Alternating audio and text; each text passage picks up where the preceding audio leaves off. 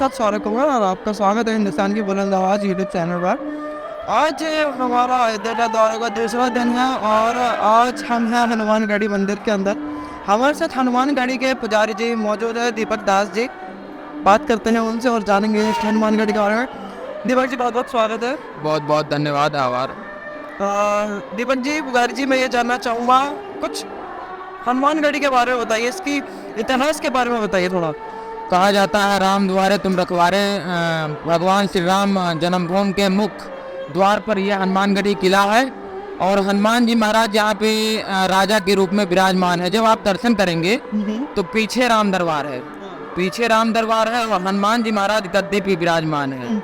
और कहीं भी आप अदर जगह दर्शन करेंगे तो हनुमान जी चरण में है और भगवान श्री राम गद्दे पे हैं। तो यहाँ पे हनुमान जी राजा के रूप में विराजमान है।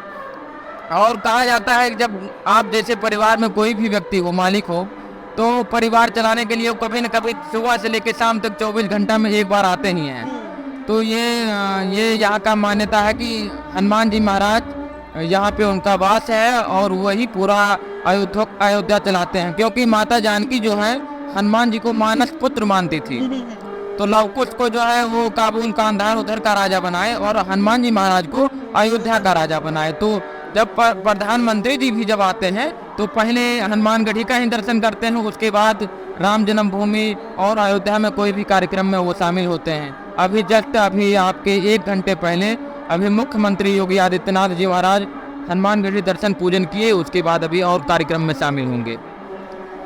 पुजारी जी, मैंने बहुत चमत्कार के बारे में सुना है, हनुमानगढ़ी के चमत्कार भी काफ़ी प्रचलित है। उनमें से कोई अगर आप एक चमत्कार बताना चाहें हमें।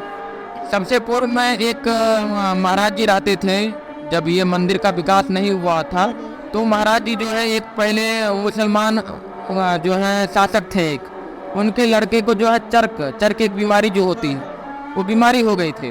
तो काफ़ी इधर उधर से वो राजा सुने कि पूज्य महाराज जी जो हैं चमत्कारी बाबा हैं, तो जाना चाहिए उनके पास। तो उनके पास जब आए तो कमंडल से जल छिड़क दिए उनके लड़के पे, तो उनका लड़का जो है ठीक हो गया। तो वो राजा जो है ही जो है पूज्य महाराज जी को जो है वो आश्वासन दिए कि हम मंदिर बनवाना चाहते हैं। तो उन्हीं के द्वारा ये आप जब दर्शन करेंगे तो ये दुर्ग जैसा बना हुआ है, किला है। तो ये मुस्लिम शासक के द्वारा ये बनवाया गया था और यहाँ पे कई बार बम धमाका करने का भी कोशिश किया गया था, जैसे कुकर बम। यही आप गद्दी दलान जब जाएंगे तो वहाँ पे कुकर बम लगा हुआ था और हनुमान जी महाराज बंदरों के द्वारा जो है उससे जो है नष्ट कर दिया गया, खोल दिया गया तार वार। आप चले जाएं रेलवे स्टेशन पे भी बम धमाका करने की कोशिश की थी, लेकिन वहाँ भी बंदरों के द्वारा उसको ध्वस्त कर दिया गया।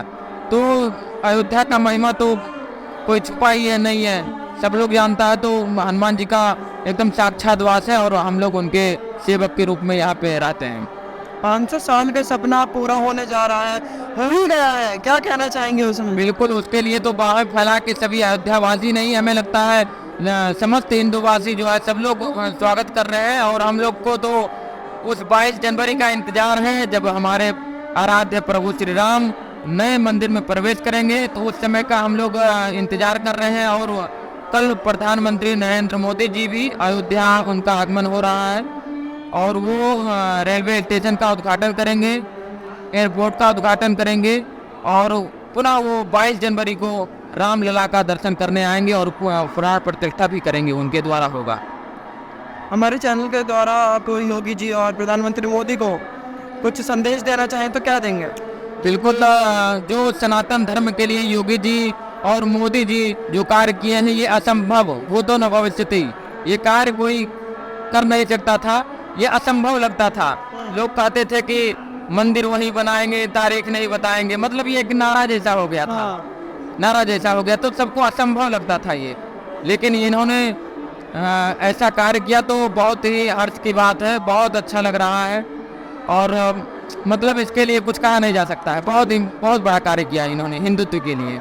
और लगातार आप देखें हर जगह मथुरा काशी का भी नंबर चल ही रहा है और कान्हा जी ने चाहे तो वहाँ भी भव्य मंदिर का निर्माण होगा। एक नारा एक और चल रहा है, अयोध्या से ऊंचा किया है, मथुरा काशी बाकी है। बिल्कुल, हम लोग हर जगह कहते हैं, हम लोग हर जगह यही कहते ही है। और ये भी आपके जरिए हम सभी दर्शकों को बताना चाहते हैं कि हम लोग संविधान के द्वारा लड़ाई लड़के अपना मंदिर, जो मुसलमान आक्रांताओं के द्वारा मंदिर को तोड़ मरोड़ कर उसको स्ट्रक्चर बदल के मस्जिद बनाया गया था, उसे हम लोग पुनः संविधान के द्वारा, कोर्ट के द्वारा हम लोग लड़के उस मंदिर को पुनः वापस लेंगे। ये डंकी के चोट पे कहते हैं। 3,000 अगर मंदिर होगा उसे भी हम लोग संविधान के द्वारा, जबरदस्ती नहीं, उन्होंने भाला और तलवार की नोक पे ध्वस्त किए थे मंदिर, लेकिन हम लोग संविधान के द्वारा कोर्ट के जरिए लड़के उस मंदिर को पुनः वापस लेंगे। मैं आपसे एक और चीज़ जानना चाहता हूँ कि आजकल का जो युवा है वो थोड़ा भटक गया है अपने मार्ग से, वो उनके लिए आप क्या कहना चाहेंगे? देखिए, भटक गए थे। पहले व्यक्ति चंदन लगाने से डरते थे, चंदन लगाने से डरते थे, लेकिन अब आप जब बाहर जाएंगे तो हर आदमी त्रिपुंडधारी है, चंदन लगाए हुए हैं। पहले नए वर्ष, अब नए वर्ष जो आ रहे हैं उस पे आप पार्क में देखते होंगे लाखों करोड़ों की भीड़। अब यही आप जनवरी आ रहा है, जब आप मंदिर में आएंगे तांता लगी होगी, जगह नहीं। तो युवा जग रहे हैं, और जो ईसाई मिशनरी चल रही है और तमाम चल रहा है उसमें व्यक्ति बहक रहे हैं, कुछ लोग बस, कुछ भय बस। तो उनसे हमारा यही कहना है कि आप हिंदुत्व में आइए, और स्वागत है। हिंदू हमारा जो है सर्वे भवन्तु सुखिनः सर्वे सन्तु निरामया का भाव रखता है। एक हिंदू एक ऐसा धर्म है जो कि एक ऐसा मात्र है कि सर्वे भवन्तु सुखिनः, मतलब सबके कल्याण की भावना रखता है। बाकी तो सब मजहब है, पंथ है, धर्म तो एक सनातन है बस। बाकी तो सब पंथ मजहब, कोई 500 वर्ष, कोई 400 वर्ष ऐसे आए हैं, लेकिन ये तो अनादि से आ रहा है। तो हम लोग इसके वंशज है, और सबको इसमें फलने फूलने का अधिकार मिलता है। तो आप लोग रास्ते ना भटके, हमारा तो यही हुआ है। बाकी हनुमान जी सब देख ही रहे हैं। कोई पक्ष विपक्ष वाले ये बोल रहे हैं किसी को न्योता मिले ना मिले अखिलेश यादव को नहीं मिलना चाहिए। गजब की बात करते हैं। ये लोग वही है जो सनातन को जो है नकारते थे और कहते थे कि राम जी कहाँ, राम का अस्तित्व नहीं, राम मंदिर बनने की क्या जरूरत है, राम मंदिर बनाने की क्या जरूरत है। और समाजवादी पार्टी के अध्यक्ष जी कहते थे, जो कि अब नहीं है, वो कहे राम सिंह, हाँ बिल्कुल, हम नाम नहीं लेना चाहते थे लेकिन आप नाम लिए, तो उन्होंने ये डिबेट में कहे हैं, वो रिकॉर्डिंग है उनका, उन्होंने कहा कि भक्तों की सीना कम पड़ जाएगी, गोलियां कम नहीं पड़ेगी। उन्होंने राम भक्तों पर गोलियां चलवाई, और वो कहते हैं कि हमें भी निमंत्रण चाहिए। गजब की बात है। वही कहते थे, वो आपका वो में कोर्ट में कांग्रेस की पार्टी 17 के खड़े किए थे, और वो लोग भी चाह रहे हैं कि हमें भी निमंत्रण मिलना चाहिए। गजब की बात करते हैं। कपिल सिब्बल कह रहे हैं कि ये सिर्फ हिंदुओं के राम नहीं है, अभी हम सबके राम है, लेकिन वो वही न्यायालय में खड़े होकर इसके लिए वकालत कर रहे थे। वो तो राम सेतु पे भी सवाल उठाए थे, राम मंदिर पे उठाए थे, राम जी के जो है न होने की सवाल उठाए थे, वो साफ हो गए, और अब जो है निमंत्रण चाह रहे हैं। तो हम लोग निमंत्रण भी दिए हैं, ऐसी बात नहीं है, ट्रस्ट के द्वारा निमंत्रण दिया गया है। जो लोग आए उनका सभी का स्वागत है। बहुत बहुत धन्यवाद दीपक जी, आपने हमने बहुत कीमती समय निकाल के हमें दिया। तो ये थे हमारे साथ दीपक दास जी, उन्होंने हनुमानगढ़ी के बारे में और कई अन्य विषयों के बारे में हमें बताया। वीडियो जर्नलिस्ट सोनाली मल्होत्रा के साथ मैं आपका अपना सौरभ कुमार, हिंदुस्तान की बुलंद आवाज़।